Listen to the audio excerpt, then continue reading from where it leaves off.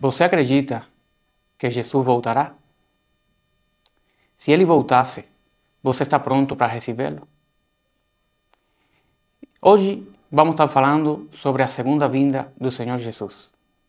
Eu gostaria de ler a palavra do Senhor que está lá no Evangelho de Mateus, no capítulo 24, desde o verso 36 ao 40.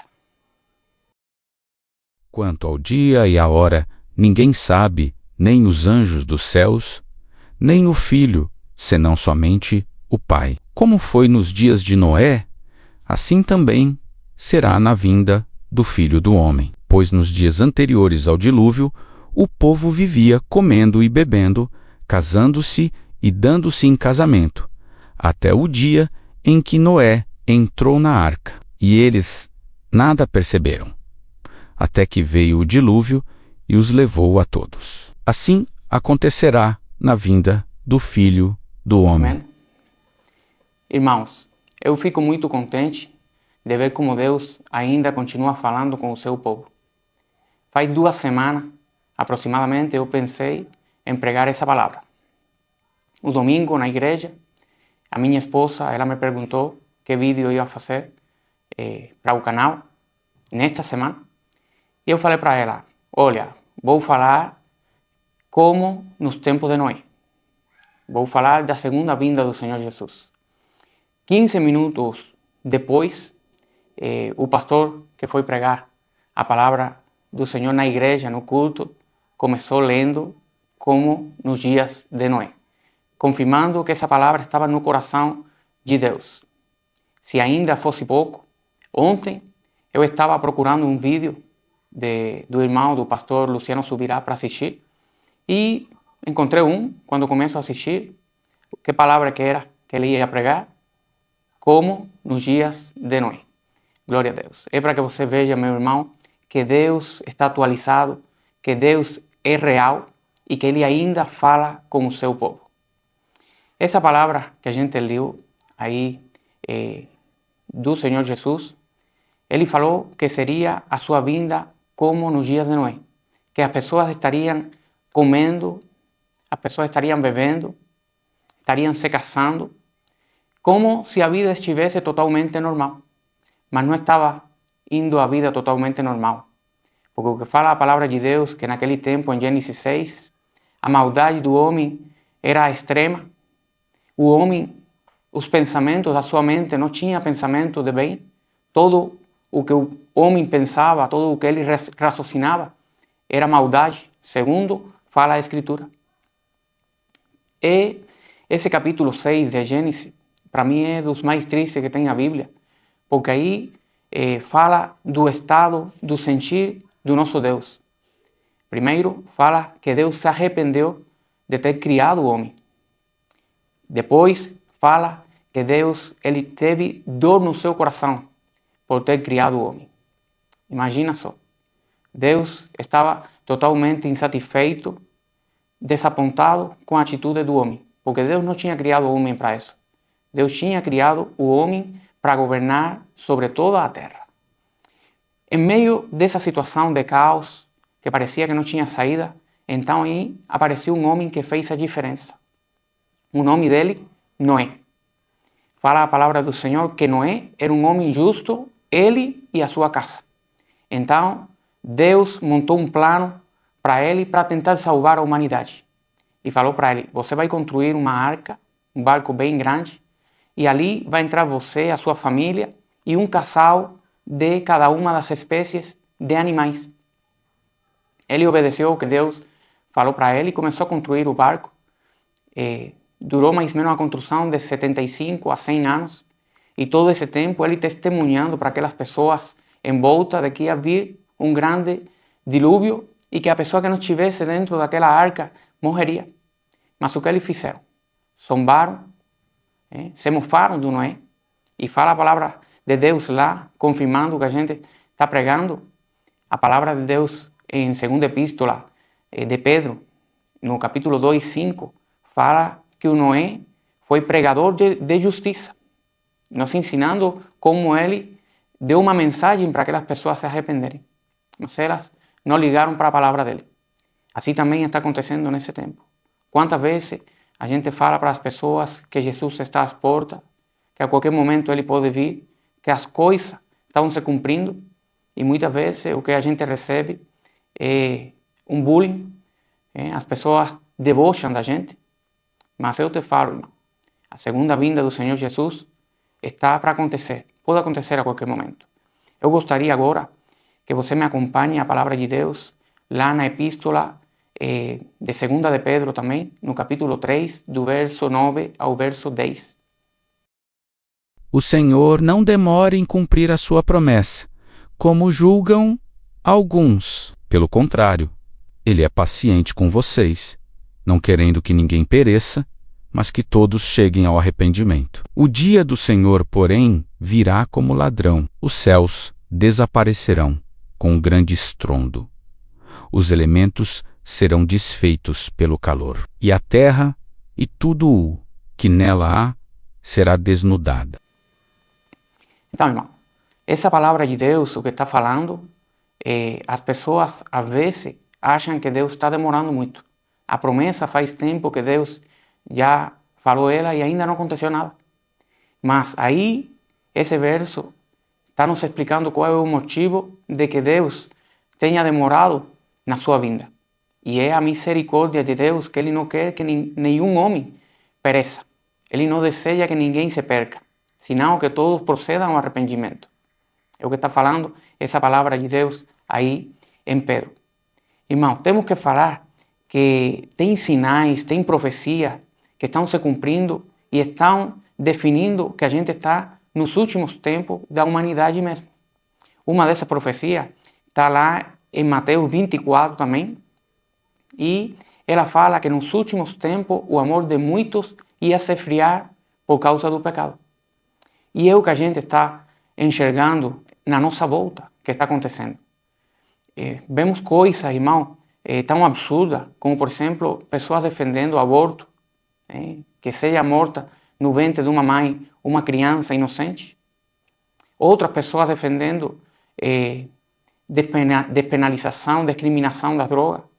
Algo que tem sido um flagelo tão grave para a sociedade, um açoite para a sociedade. Quantas pessoas a droga mata todos os anos no mundo? E ainda tem pessoas que defendem isso. Tem outras pessoas que defendem a pessoa que faz o que é errado e critica, e até às vezes condena a pessoa que faz o que é certo. Esse processo aí, irmão, o nome disso é inversão de valores. E a Bíblia, já lá em Mateus, tinha falado faz 2000 anos que nos últimos tempos isso ia ser um sinal de que a gente estava perto da vinda do Senhor Jesus. Outro sinal que também está escrito aí em Mateus 24 é a perseguição ao povo de Deus. Estamos vivendo tempos terríveis enquanto a perseguição aos cristãos. Se você lê um pouco, procura na internet vídeos do que está acontecendo na Nigéria, na África.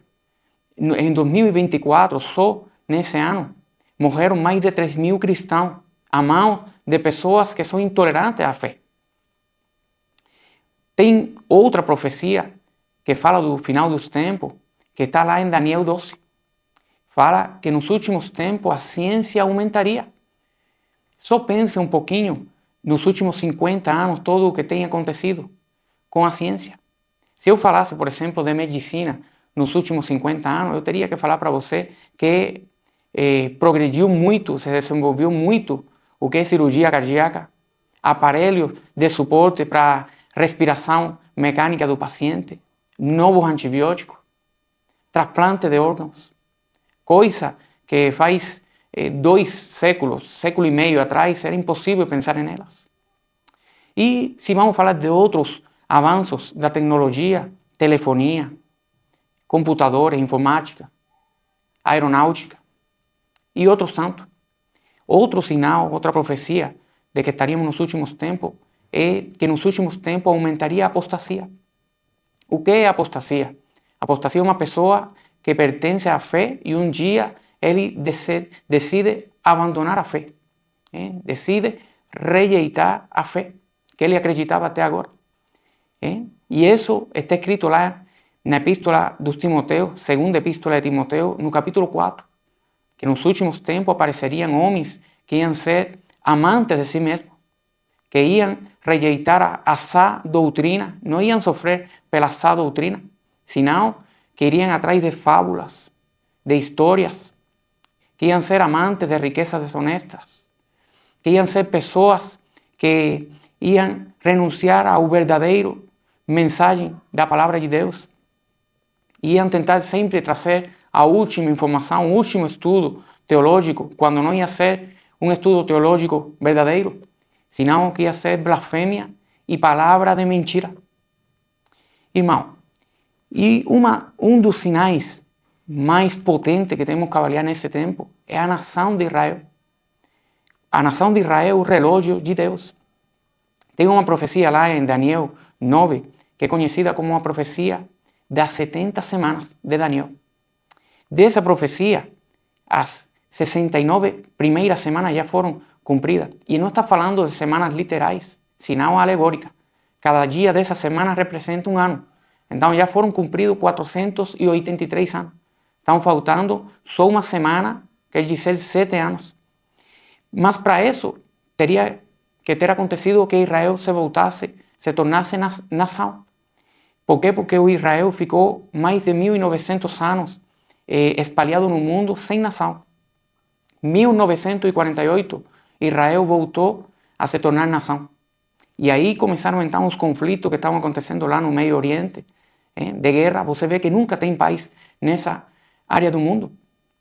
Então vai aparecer uma pessoa endemoninhada, uma pessoa que fala a palavra de Deus, que é conhecido como filho de iniquidade, o iníquo, o perverso, o anticristo. E ele vai aparecer com uma solução. E vai enganar ao povo de Deus e vai falar para eles: olha, eu tenho aqui um tratado, uma aliança de paz, e vai dar certo. E é verdade que nos primeiros 3 anos e meio vai dar certo. Mas quando passa esse tempo, ele vai se mostrar tal qual ele é. E ele então vai exigir ser adorado. Ele vai deter o sacrifício no templo, para ele receber a glória que é de Deus. Então, irmão, estamos perto, estamos nos últimos tempos, as coisas estão acontecendo e a gente tem que estar pronto.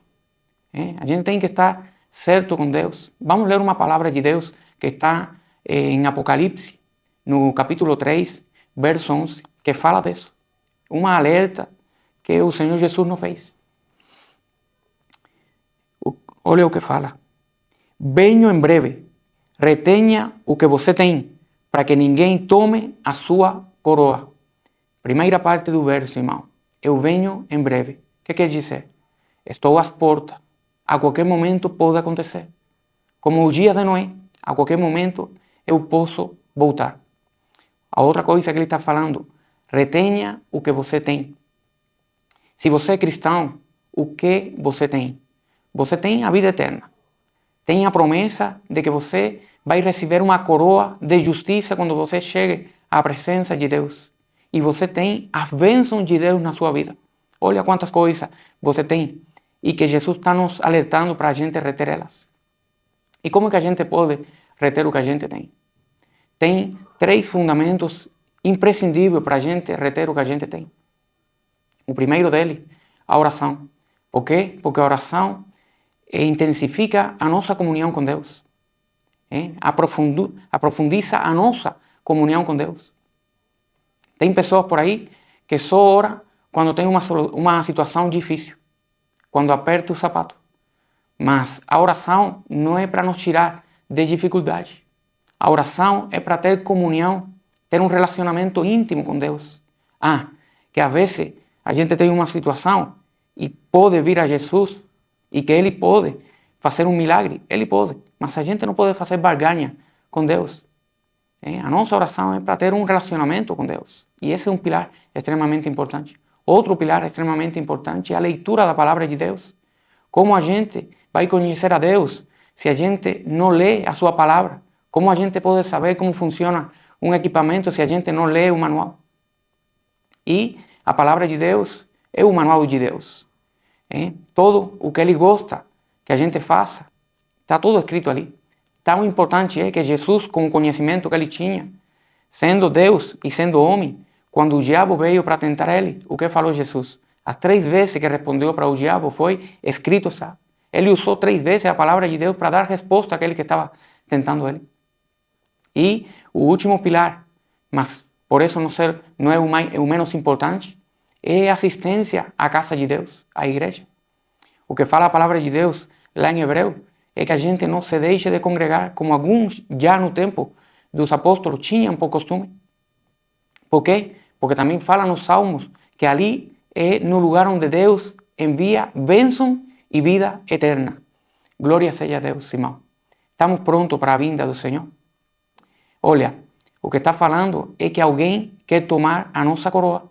E quem é quem quer tomar a nossa coroa? O diabo, ele deseja tomar a nossa coroa. E o que ele faz? Todo dia ele vem na nossa vida e faz uma proposta para a gente. Hoje talvez a proposta que ele te faz é: diga essa mentira. Saia desse aperto que você está, minta. É uma pequena mentira. Ninguém vai perceber. Você mente hoje. Amanhã ele vai te falar: olha, entra nesse negócio. Parece, é um pouco turbo, é verdade. Mas entra nele, você vai sair do aperto que você está passando econômico. E você aceita e faz. Ele volta no outro dia e te fala: olha, a tua mulher não é a mulher que você merece. Você merece algo melhor. Olha lá. Olha aquela mulher, olha a vizinha. Induz você ao adultério. E quando você vem a ver, já você perdeu a sua coroa. Por isso é que todo dia temos que velar para que ninguém tome a nossa coroa. Quer dizer, o diabo.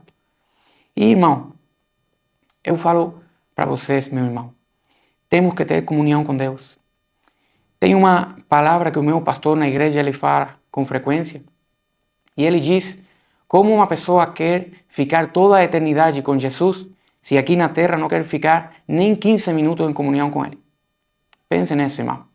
Para a gente poder morar com Jesus a eternidade, a gente tem que começar a criar o reino de Deus, se relacionar com o reino de Deus aqui na terra. Lembre então, estamos em tempos finais, como nos tempos de Noé. Pessoas más, amantes de si mesmas, mas você pode ser o justo quanto Noé, que faça a diferença. Os tempos, as profecias estão se cumprindo. Pessoas que se esfriou o amor deles. Pessoas apostatando. A ciência aumentando. O anticristo às portas. Mas a gente tem uma palavra de Deus. Jesus está nos falando: eu estou voltando. Em breve estou voltando. Retenha, cuide o que você tem, para que ninguém tome a tua coroa.